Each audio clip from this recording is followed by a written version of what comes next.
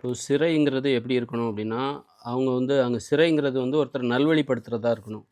சிறை மேலும் குற்றவாளியாக மாற்றிவிடக்கூடாது. அவமானப்படுத்துறவங்க அங்க ரொம்ப கொடுமைப்படுத்தக்கூடாது. சிறை தண்டனைங்கிறது என்னது? வெளி உலகத்திலிருந்து ஒருவர தனிமைப்படுத்துற ஒரு இடம் தானே தவிர, சிறை கூடாரம் என்பது அவர்கள அங்கு கொடுமைப்படுத்துகிற ஒரு இடமா இருக்கக்கூடாது. நல்வழிப்படுத்துகிற ஒரு இடமாக இருக்கும். சிறைக்கு போய் சென்று வந்துவிட்டால் ஒருத்தர் நல்லவராக மாறிவிடுவார்கள். எந்த திருந்திருவாங்க. நல்ல பண்புகள் அவர்களிடம் இருக்கும். அமைதியானவர்களாக மாறிவிடுவார்கள். பிறருக்கு முன்மாதிரியானவர்களாக மாறிவிடுவார்கள். அப்படிங்கிற அளவுக்கு சிறை என்பது இருக்க வேண்டும். அ அங்க வந்து 6 மணி நேரம் வேலை இருக்கணும். அவங்களுக்கு கொசுக்கடி இருக்கக்கூடாது. நிம்மதியா தூங்கணும்.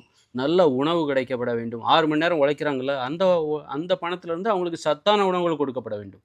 சும்மா வந்து கடமைக்கு ஏதோ பொங்கி எல்லாம் போடாம, நல்ல சத்தான உணவுகள் அவர்களுக்கு கொடுக்கப்பட வேண்டும்.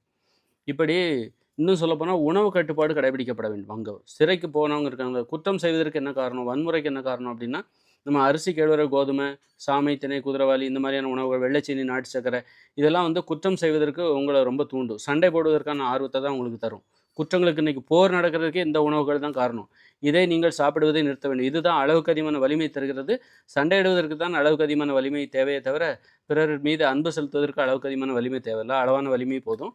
அப்போ என்ன குடுக்கணும் அவங்களுக்கு அடிப்படையா சிறை கைதிகளுக்கு?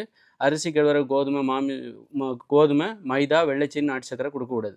இதை தவிர்த்துவிட்டு அடிமைப்படுத்துகிற உணவுகள கொடுக்காம, அ காய்கறி, பழங்கள், அப்புறம் வந்து மாமிசம், மீன், முட்டை, தயிர், மோர், பால், வெண்ணெய், நெய்யி, பழங்கள், கீரைகள், கிழங்குகள், பயிர்கள், பருப்புகள், கடலைகள், காளான், இலைதழைகள், தேன். இந்த மாரி உணவுகள தான் அவங்களுக்கு குடுக்கணும். தூய்மையான தேன் குடுக்கணும். கலப்பட தேன் குடுக்கக்கூடாது. இப்படிப்பட்ட உணவை உட்கொள்கிறவர்கள் இப்படிப்பட்ட உணவை மட்டுமே உட்கொள்வது ரொம்ப சாதாரண விஷயம் கிடையாது.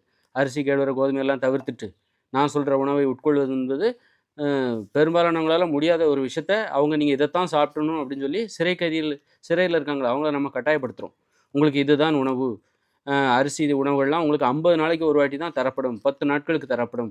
அ அதன் பிறகு 10 நாட்களுக்கு தான் நீங்க விரும்பிய அனைத்து உணவுகளும் உங்களுக்கு கிடைக்கும். அரிசி உணவு, சோறு, பூரி, பொங்கல், தோசை, அப்புறம் பேக்கரி உணவு என்ன வேணாலும் அந்த 10 நாள் கிடைக்கும்.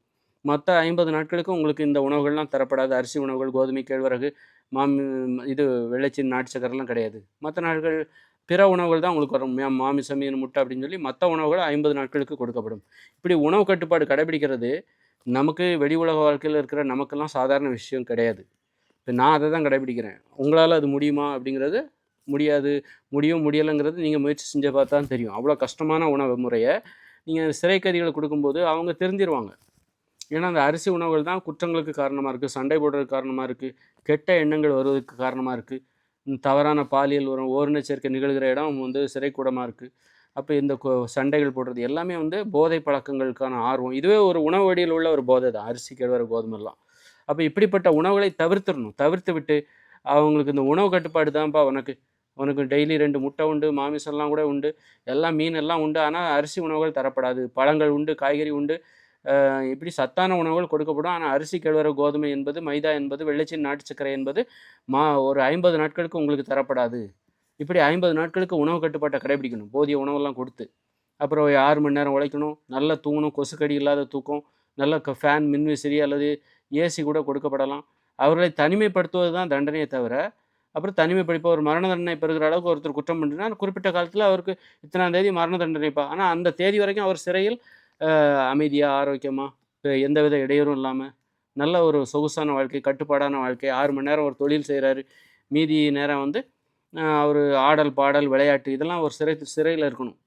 இந்த மாரி சிறை என்பது ஒரு அற்புதமாக மனிதர்களை நல்ல பண்புடையவர்களாக மாற்றிவிடும் என்று ஒரு நிலை வருமேயானால், அப்போ ஒரு பெத்தவங்க தான் பிள்ளை குற்றம் செய்தால் போலீஸ்க்கு காட்டிக் குடுத்துருவாங்க. போலீஸ்க்கு காட்டிக் குடுப்பாங்க. என் பையன் குற்றம் செய்றான், திருடுறான். அப்படி அப்ப என்ன பண்ணுவான், போலீஸ் அவன புடிச்சு போய் சிறையில போடுவாங்க. சிறையில இப்படி ஒரு வாழ்க்கை அங்க இருக்குது. உணவு கட்டுப்பாடு, ஒழுக்கம் அப்படிங்கிற கட்டுப்பாடு இப்படியெல்லாம் சிறையில வந்து ஒரு வாழ்க்கை இருக்கு. அற்புதமான ஒரு வாழ்க்கை அனுபவத்த பெற்றுவிட்டு, அவர்கள் தண்டனை காலம் முடிந்து வீடு திரும்பும்போது நல்லவர்களாக மாறிவிடுவார்கள். அப்போ நண்பர்களோ சரி, பெத்தவங்களோ சரி, இன்னைக்கு நண்பர்கள் செய்ற குற்றங்கள மறைக்கிறதுக்கு காரணம் என்ன? அல்லது பெத்தவங்க தான் பிள்ளை செய்த குற்றத்தை போலீசாரிடமிருந்து மறைப்பதற்கு என்ன காரணம்? சிறை என்பது மேலும் குற்றவாளியாக மாற்றிவிடும். அவமானப்படுத்துகிற ஒரு இடம். சிறைக்கு போய்விட்டு வந்தால் அவர்கள் அவமானமாக அதை உணர்வார்கள். கெட்ட பண்புகள் அதிகரித்துவிடும். ஏனென்றால் சிறைச்சாலை என்பது குற்றங்கள் நடக்கிற ஒரு கூடாரமாக இருக்கிறது. அங்கு ஓரினச் சேர்க்கை, அடிதடி, வன்முறைகள், போதை பழக்கங்கள் இதெல்லாம் நடக்கிற ஒரு இடமா இருக்குது சிறை என்பது. அதனால அங்க போயிட்டு வர்றவங்க மேலும் கெட்டவர்களாக மாறிவிடுவார்கள். நல்லவர்களாக அதனால தான் இப்போ குற்றங்களை வந்து என்ன பண்ணுறாங்க, குற்றவாளிகளை பாதுகாக்கிறார்கள் மக்கள், அங்கே போயிடக்கூடாது அப்படின்னு சொல்லி. அதுவே நான் சொல்கிற மாதிரி சிறை கைதிகளை நல்வழிப்படுத்துகிற ஒரு கூடாரமாக அங்கு சிறைச்சாலை இருக்கும்போது அது மாதிரி தனித்தனி ரூம் கொடுக்கணும். ஒவ்வொரு சிறை கைதிக்கும் தனி ரூம் கொடுக்கப்பட வேண்டும்.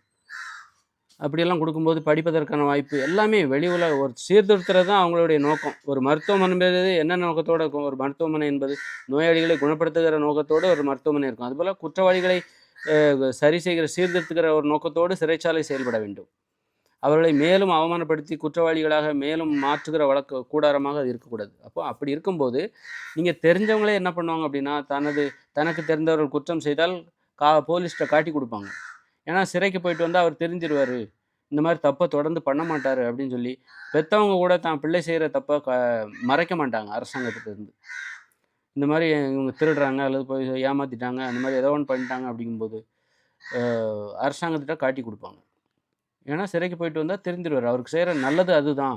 சிறைக்கு போகாமல் போலீஸ்கிட்ட காட்டி கொடுக்காம தனது பிள்ளையின் தவறுகளை மறைக்கிற பெற்றோர்கள் தங்கள் பிள்ளைகளுக்கு தீங்கு செய்வதாகத்தான் பொருள்படும் என நினைத்து தங்கள் பிள்ளைகளுக்கு நல்லது செய்ய வேண்டும் என்றால் அவர்களை போலீஸுக்கு காட்டி கொடுக்க வேண்டும் என்று அவர்கள் நினைப்பார்கள். அந்த காட்டி கொடுக்குற வழக்கம் எதனால் ஏற்படும் அப்படின்னா, அரசாங்கத்திற்கு போலீஸுக்கு காட்டி கொடுக்குற வழக்கம் எதனால் ஏற்படும்னா, சிறை என்பது நல்வழிப்படுத்துகிற ஒரு இடம்.